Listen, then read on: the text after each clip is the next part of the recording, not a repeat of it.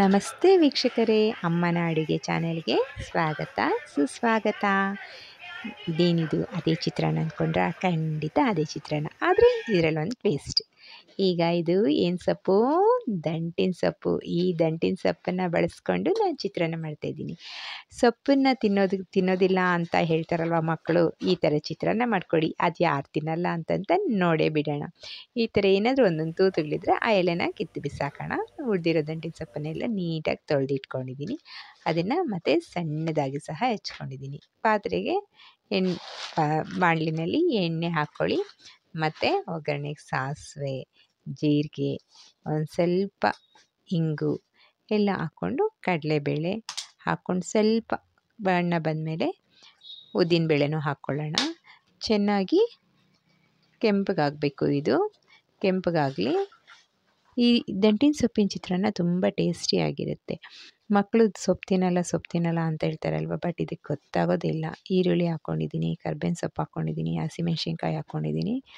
ಒಗ್ಗರಣೆಗೆ ಇದನ್ನು ಸಹ ಕೆಂಪಗಾಗಲಿ. ಇದು ಸ್ವಲ್ಪ ಕೆಂಪಗಾದಮೇಲೆ ಸೊಪ್ಪನ್ನು ಹಾಕ್ಕೊಳ್ಳೋಣ. ಯಾಕೆಂತಂದರೆ ಸೊಪ್ಪು ಹಾಕ್ಕೊಂಡ್ಬಿಟ್ರೆ ಈರುಳ್ಳಿ ಬಣ್ಣ ಬಿಟ್ಕೊಳ್ಳಲ್ಲ. ಹಾಗಾಗಿ ನಾವು ಸೊಪ್ಪನ್ನು ಈರುಳ್ಳಿ ಬಣ್ಣ ಬಿಟ್ಕೊಂಡ್ಮೇಲೆ ಹಾಕ್ಕೊಳ್ಬೇಕು. ನೋಡಿ, ಈರುಳ್ಳಿ ಇನ್ನೂ ಸ್ವಲ್ಪ ಬೇಯಲಿ. ಈಗ ಸೊಪ್ಪನ್ನು ಹಾಕ್ಕೊಂಬಿಡೋಣ. ನಾನು ಇದಕ್ಕೆ ಒಂದು ಕಪ್ನಷ್ಟು, ಒಂದು ದೊಡ್ಡ ಬಟ್ಲಷ್ಟು ಸೊಪ್ಪನ್ನೇ ತೊಗೊಂಡಿದ್ದೀನಿ. ಅರ್ಧ ಕಟ್ಟಷ್ಟು ದಂಟಿನ ಸೊಪ್ಪನ್ನು ತೊಗೊಂಡಿದ್ದೀನಿ, ಸಣ್ಣಗೆ ಹೆಚ್ಕೊಂಡಿದ್ದೀನಿ. ಇದನ್ನು ಸ್ವಲ್ಪ ಕೆಂಪು ಹುರಿದ್ಕೊಂಡ್ರೆ ಅದು ಎಲ್ಲ ಸ್ವಲ್ಪ ಆಗುತ್ತೆ. ಸೊಪ್ಪೇನು ಜಾಸ್ತಿ ಇರಲ್ಲ. ನಾನು ಇದಕ್ಕೇನು ನೀರು ಏನೂ ಹಾಕಿಲ್ಲ. ಒಗ್ಗರಣೆಗೆ ಏನು ಆಯಿಲ್ ಹಾಕ್ಕೊಂಡಿದ್ದೀನೋ ಅದರಲ್ಲೇ ಹಾಕ್ಕೊಂಡಿದ್ದೀನಿ. ಅದು ಹೀಗೆ ಕಲಿಸ್ಕೊಳ್ತಾ ಇದ್ದರೆ ಬೆಂದ್ಕೊಳ್ಳುತ್ತೆ. ನಾವು ಮಾಡ್ತಾಯಿರೋ ಈ ದಂಟಿನ ಸೊಪ್ಪಿನ ಚಿತ್ರಾನ್ನ ನಿಮಗೆ ಇಷ್ಟ ಆದರೆ ಖಂಡಿತ ಲೈಕ್ ಮಾಡೋದು, ಶೇರ್ ಮಾಡೋದು, ಸಬ್ಸ್ಕ್ರೈಬ್ ಮಾಡೋದು ಮರಿಬೇಡಿ. ಈ ದಂಟಿನ ಸೊಪ್ಪಿನ ಚಿತ್ರಾನ್ನ ನೀವು ಸಹ ಮನೆಯಲ್ಲಿ ಟ್ರೈ ಮಾಡಿ, ತುಂಬ ಚೆನ್ನಾಗಿರುತ್ತೆ. ಮಕ್ಕಳೆಲ್ಲ ತಿಂದು ಇಷ್ಟಪಡ್ತಾರೆ. ಅಂದರೆ ದಂಟಿನ ಸೊಪ್ಪು ಸಹ ಚೆನ್ನಾಗಿ ಬಾಡಬೇಕು. ಹಸಿ ಇದ್ದರೆ ಮಾತ್ರ ಟೇಸ್ಟ್ ಬರೋದಿಲ್ಲ. ಹಾಗಾಗಿ ತುಂಬಾ ಚೆನ್ನಾಗಿ ನೋಡಿ, ಹೀಗೆ ಹಸಿತನ ಎಲ್ಲ ಹೋಗೋವರೆಗೂ ಇದು ಮಾಡ್ಕೊಳ್ಳಿ. ಫ್ರೈ ಆಗಬೇಕು. ಅದಕ್ಕೊಂದು ಸ್ವಲ್ಪ ಅರಿಶಿನ, ರುಚಿಗೆ ತಕ್ಕಷ್ಟು ಉಪ್ಪು ಹಾಕ್ಕೊಂಡು ಮತ್ತೆ ಕದಡ್ಕೋಬೇಕು.